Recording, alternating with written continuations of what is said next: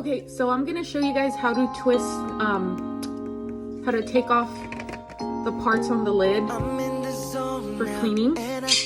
So first, this little plastic here slides out.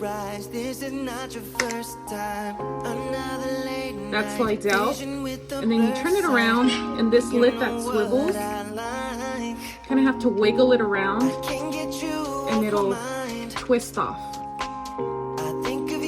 Twist off like that, and then this plastic part comes out as well. So you pull it apart in different pieces, and the silicone comes off.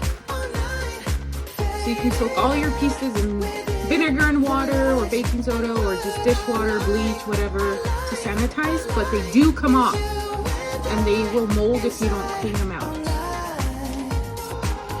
Okay, so you guys are right, I should have filmed putting the lid back together, so I'm gonna go ahead and add it into the original video. So you grab the first piece, turn it around, make sure you put the silicone pieces back where they belong, and then this piece goes in like that.